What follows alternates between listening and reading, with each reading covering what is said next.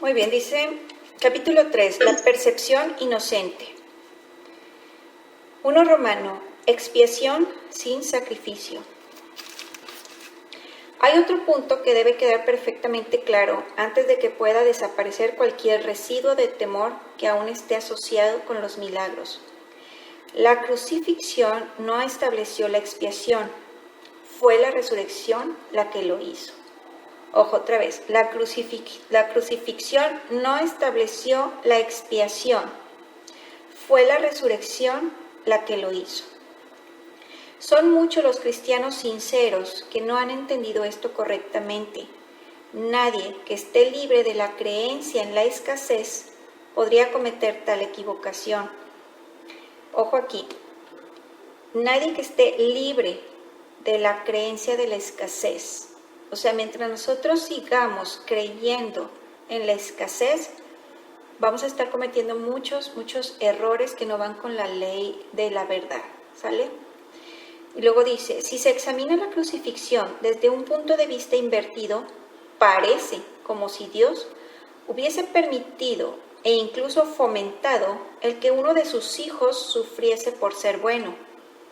Esta desafortunada interpretación, que surgió como resultado de la proyección, ha llevado a muchas personas a vivir sumamente atemorizadas de Dios. Tales conceptos antirreligiosos se infiltran en muchas religiones. El auténtico cristiano, sin embargo, debería hacer una pausa y preguntarse, ¿cómo iba a ser posible esto? ¿Cómo iba a ser posible que Dios mismo fuese capaz de albergar el tipo de pensamiento que sus propias palabras han señalado claramente que es indigno de su Hijo? La mejor defensa, como de costumbre, consiste en no atacar la posición de otro, sino más bien en proteger la verdad. No es muestra de gran sensatez aceptar un concepto si para justificarlo tienes que invertir todo un marco de referencia. Ok, vamos a ver, tienes que invertir todo un marco de referencia. Voy a poner un ejemplo como metáfora, que a lo mejor no se parece mucho a lo que estoy leyendo, pero les va a ayudar como que para captar cómo tienes que cambiar todo el marco para que funcione.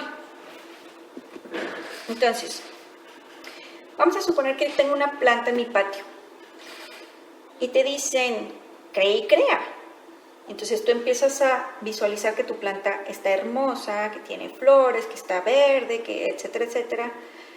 Y tú empiezas a ver la planta. Cuando de repente, no sé, empiezas a ver como que amarillean las hojas, tú dices, uy, como que a lo mejor le falta esto, a lo mejor le tengo que echar lo otro, a lo mejor, ¿sí me explico? Y entre más van pasando los días, la planta más se empieza a ver enferma, ¿sí? Empieza a perder las flores, empieza a perder hojas, empieza a amarillar, y tú dices, ah, qué caray, necesita tierra, o a lo mejor necesita fertilizante, o a lo mejor necesita más agua. Entonces empiezas a mover afuera, alrededor de la planta, lo que tú crees que sea lo posible, o los posibles causantes de que tu planta ya no esté bien. ¿Sí me explico? Cuando te dicen, no, lo que tenías que hacer era estar viendo que tu planta estaba bien, seguir creyendo en que estaba bien, en que era hermosa, en bendecir que gracias Padre de que tengo una planta así, etcétera, etcétera, gracias por etcétera, etcétera, etcétera, ¿no? Está en apreciación, ¿sí? Mas, sin embargo, tú te empiezas a fijar en aquellas cosas como hacemos normalmente, viendo los defectos en vez de las virtudes, ¿estamos? Y a mayor cantidad de tiempo le dediques a estar viendo lo malo, más grande se vuelve. Y no te has percatado que tu planta está enfermando por las imágenes que estás impregnando en tu ser. Y entonces, en tu creencia, tú dices, bueno, entonces le voy a echar tierra, le voy a echar agua, le voy a echar fertilizante, bla, bla, bla, bla, bla, bla. Y tú crees que entonces con esas cosas la planta se empieza a levantar y tú dices, sí jala el fertilizante, o sí jala la tierra, o sí jala el agua, o sí jala, etcétera. Y te dicen, ¿sabes que estás volteando todo el marco de referencia? ¿Y tú cómo? Y te dicen, tú estás hecho a imagen y semejanza de Dios, tú estás creándolo todo. Entonces, Si tú tan solo tuvieras pensamientos positivos y de apreciación, eso sería de mayor beneficio para la planta que todo lo que tú estás agregándole. ¿Sí me explico? Entonces, ¿qué nos quiere decir esto? Dice, no es muestra de gran sensatez aceptar un concepto si para justificarlo tienes que invertir todo un marco de referencia. Entonces tenemos, tú quieres ver a una persona que cambie esto, que cambie el otro, que cambie aquello, porque a ti te hace sentir mal todos esos defectitos que le encuentras. Y te dicen, ok, quieres, digamos, que el niño haga esto, que no haga el otro, que sea así, que sea así, que bla, bla, bla, pero no te has dado cuenta de las creencias que tú estás albergando de la criatura. Si tú tuvieras unos pensamientos armoniosos, amorosos, dignos del Hijo de Dios, el niño te estuviera mostrando justo lo que tú estás pensando. Y no tuvieras que estarlo regañando, castigando, por todo lo que el niño te está mostrando cuando eres tú misma la que no le está dando la imagen de santidad que al niño le dio Dios. Tú la estás negando. Cuando tú le regresas esas imágenes, el niño empieza a comportarse de manera diferente.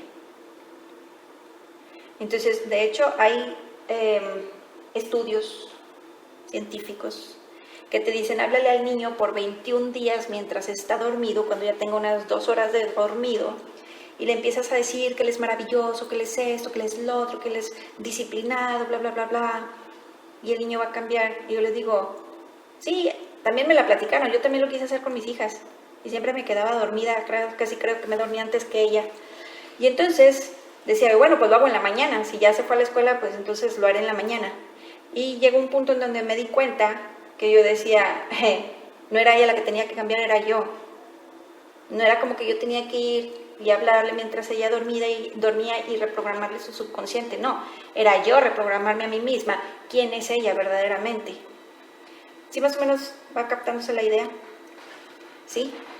Y luego dice, no es muestra de gran sensatez aceptar un concepto si para justificarlo tienes que invertir todo un marco de referencia. Este procedimiento es doloroso en sus aplicaciones menores y verdaderamente trágico en una escala mayor. Con frecuencia, la persecución termina siendo un intento de justificar, entre comillas, la terrible y errónea percepción de que Dios mismo persiguió a su hijo, a su propio hijo, en nombre de la salvación. Ni siquiera las mismas palabras tienen sentido. Superar esto ha sido sumamente difícil, pues si bien este error no es más difícil de corregir que cualquier otro, son muchos los que no han estado dispuestos a abandonarlo en vista de su eminente valor como defensa. Un ejemplo menos dramático es el del padre que dice, esto me duele más a mí que a ti, y se siente exonerado a darle una paliza a su hijo. ¿Crees que nuestro Padre piensa realmente así? Es tan esencial eliminar cualquier pensamiento de este tipo que debemos asegurarnos de que nada semejante permanezca en tu mente. Yo no fui castigado porque tú fueses malo. La lección completamente benévola que la expiación enseña, que se echa a perder si se mancilla con cualquiera de las formas en que esta clase de distorsión se manifiesta. Ok, dice, la expiación te quería enseñar otra cosa. La Biblia es interpretativa, siempre se ha dicho.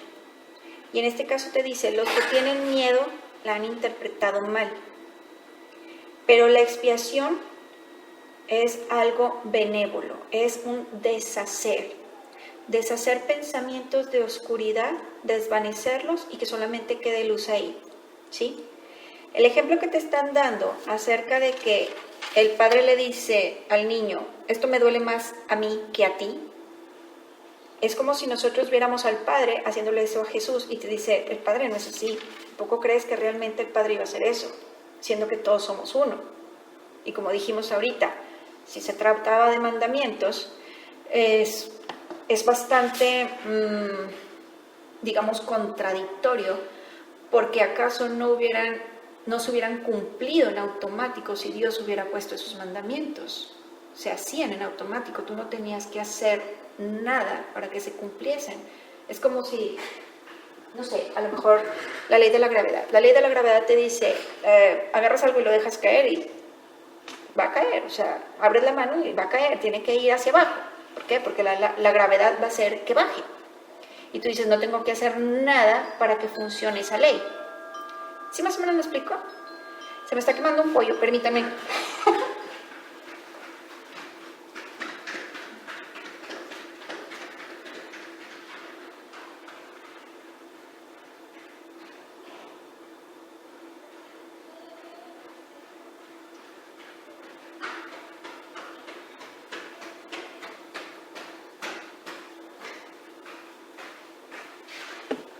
Ya, listo. Creo que se salvó. Creo. Ok. Vamos a ver esto. Vamos a ver esto. Tenemos entonces que el hecho de que nosotros nos enseñaron desde muy pequeños, prácticamente fue una reprogramación. Muy bien planeada, porque cuando eres demasiado pequeño, pues tú nada más aceptas las cosas como vienen, y más si te dicen que no debes de hacer preguntas. Pero sí, verdaderamente, si Dios hubiera puesto mandamientos, se hacían en automático. O sea, ¿quién sería yo para poderle llevar la contra? Mas, sin embargo, te dice, lo que yo hice fue darte muchísimo poder para que tú puedas crear en tu vida según a tu conveniencia, sin límites. Y me beneficiaría yo también, porque todos somos uno. ¿Sale? Entonces, si te castigo, todos somos uno. Es como si yo me estuviera castigando a mí mismo. Entonces ahí no tiene razón, o sea, no tiene razón de ser. ¿Hasta aquí vamos más o menos bien? Ok, luego tenemos. Dice...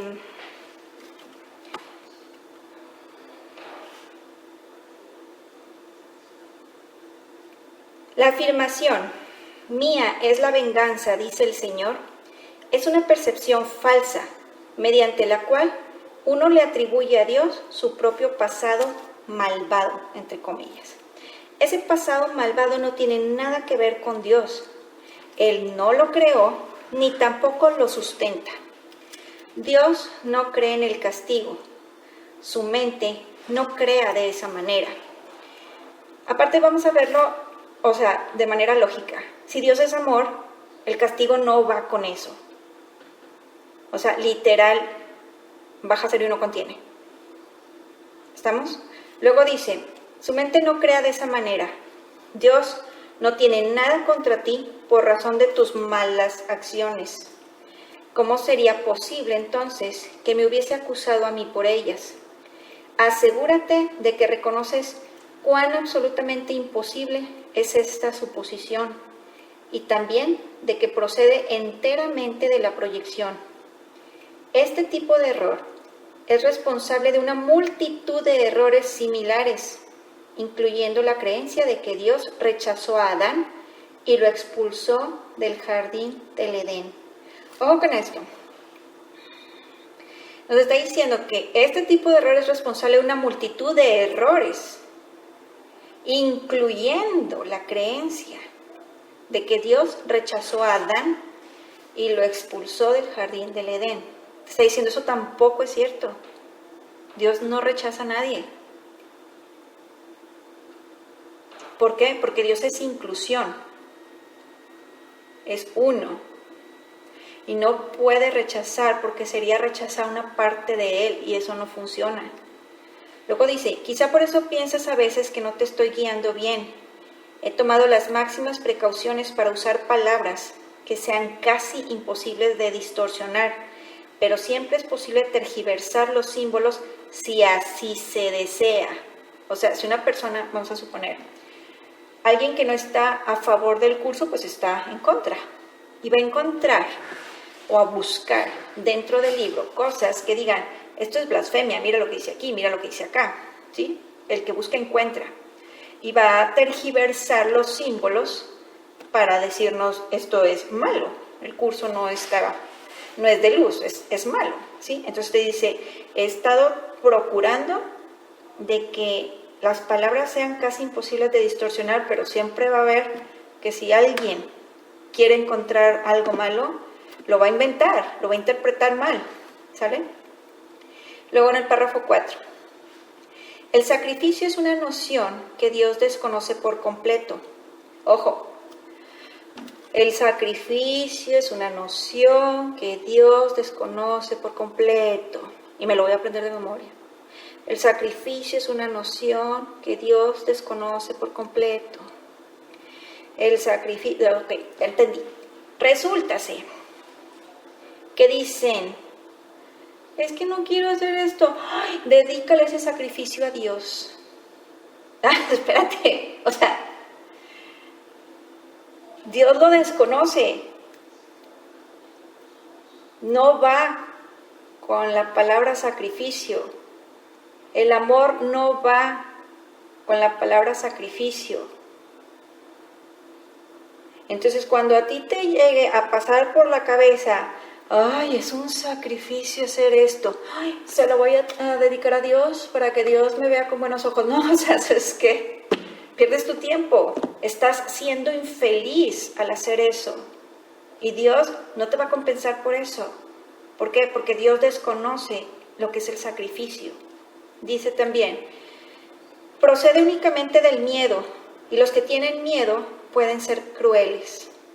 Cualquier forma de sacrificio es una violación de mi exhortación de que debes ser misericordioso, al igual como nuestro Padre en el cielo lo es. A muchos cristianos les ha resultado difícil darse cuenta de que esto les atañe a ellos. Los buenos maestros nunca aterrorizan a sus estudiantes. Vamos a detenernos aquí tantito. Los buenos maestros nunca aterrorizan a sus estudiantes. Dice, aterrorizar es atacar. Y como resultado de ello, se produce un rechazo de lo que el maestro ofrece, malográndose así el aprendizaje. ¿Qué es lo que estamos viendo aquí? Dice, los buenos maestros nunca aterrorizan a sus estudiantes. Quiere decir que no los andan... ¿cuál es la palabra? Advirtiendo, no les están condicionando. Amenazando. Ay, esa es la palabra, pero que, como que se oye un poquito fuerte. Pero sí es esa. Ok, los buenos maestros no los andan amenazando, prácticamente, ¿sí? ¿Por qué? Porque una amenaza ya viene desde el miedo. Es literal, una amenaza viene desde el miedo, ¿sale? Entonces dice, cuando un maestro empieza a hacer eso, pues dice, es un rechazo de lo que el maestro ofrece, o sea, no se logra el aprendizaje. ¿Por qué? Porque el alumno tiene miedo. Entonces luego dice, se me ha llamado correctamente el Cordero de Dios que quita los pecados del mundo, mas quienes representan al Cordero manchado de sangre no entienden el significado del símbolo. Si se entiende correctamente, es un símbolo muy simple que habla de mi inocencia. El león y el cordero, tendidos el uno junto al otro, simbolizan que la fuerza y la inocencia no están en conflicto, sino que viven naturalmente en paz. Esto lo leemos lógicamente en la Biblia, de que el león y el cordero tendidos el uno junto al otro. Dice, simbolizan la fuerza y la inocencia. ¿Por qué la inocencia es fuerza? Porque cuando tú, vamos a suponer, fíjense cómo funciona. Cuando tú empiezas a juzgar a tus semejantes y dices, este es un tal por cual, este es un este es un esto, este es un lo otro, este es un malvado, este es un asesino, este es un... o sea, y empiezas a etiquetar todos ellos. Tú los estás creando en tu mundo. Y entonces, lógicamente, tienes miedo de ellos. ¿Por qué? Porque los estás empezando a atraer a tu vida y te van a venir a lastimar. Obvio. Tú estás pidiendo ver eso y vas a terminar viéndolo. ¿Sí? Pero la inocencia dice, este es santo, este también, este también, este también, este también. ¡Ay, son maravillosos! Todos son imagen y semejanza de la luz. Todos son luz. ¡Qué maravilla de personas! Y las empieza a atraer. Y en esa creencia, empieza a recibir y a recibir más de lo que está diciendo. Y entonces es fuerza, está protegido. Hay una fortaleza, digamos, de ángeles alrededor de él, porque todos son santos, todos lo aman. ¿Sí me explico? ¿Sí se está captando? Ok.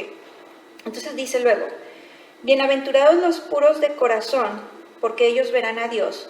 Es otra forma de decir lo mismo. Una mente pura conoce la verdad y en eso radica su fuerza. Es lo que acabamos de decir.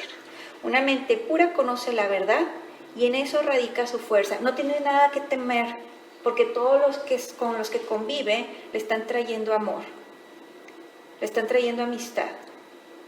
¿Sale? Dice, no confunde la destrucción con la inocencia, porque asocia la inocencia con la fuerza y no con la debilidad. ¿Sí? Antes nos enseñaban que el que era inocente era el que la llevaba de perder. ¿Sí?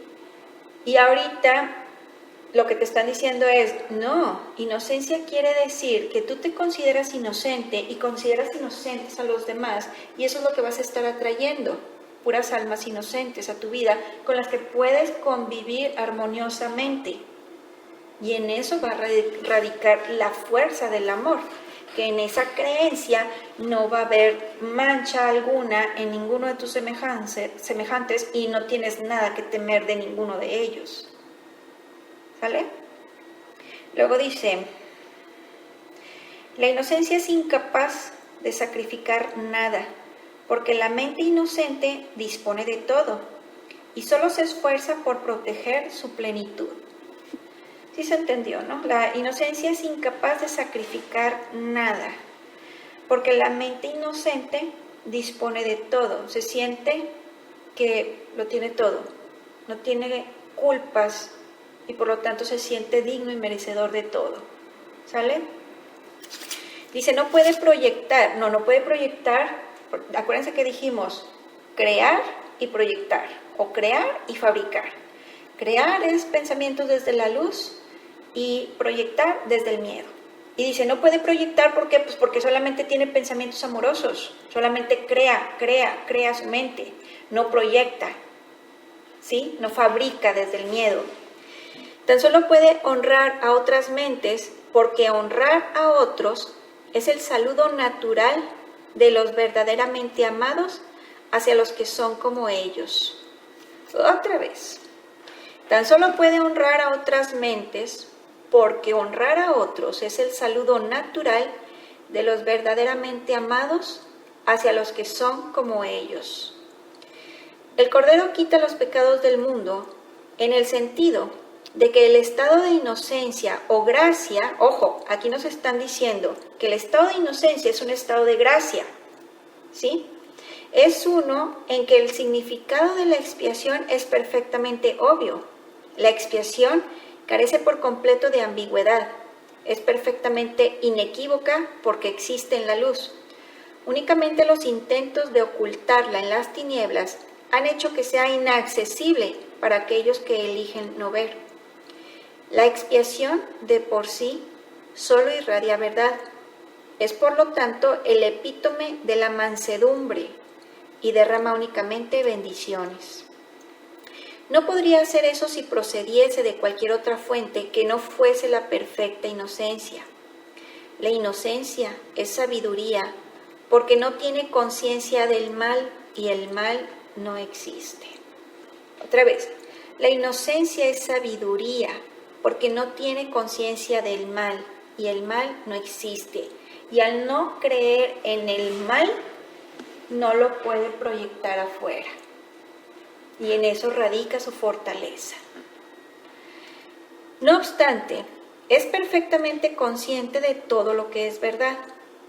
La resurrección demostró que nada puede destruir a la verdad. El bien puede resistir cualquier clase de mal, al igual que la luz disipa cualquier clase de oscuridad. La expiación es, por lo tanto, la lección perfecta.